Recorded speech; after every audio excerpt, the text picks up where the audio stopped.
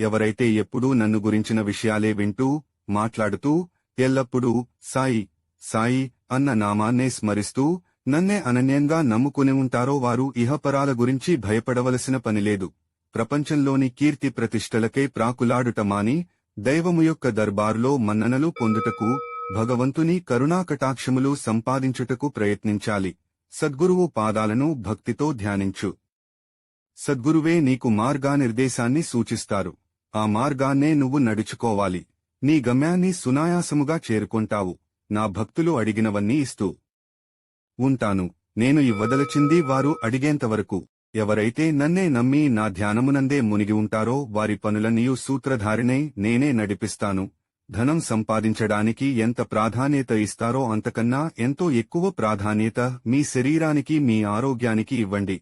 నువ్వు ఆరోగ్యంగా ఉన్నప్పుడే నీ కుటుంబం కూడా సంతోషంగా ఉంటుంది.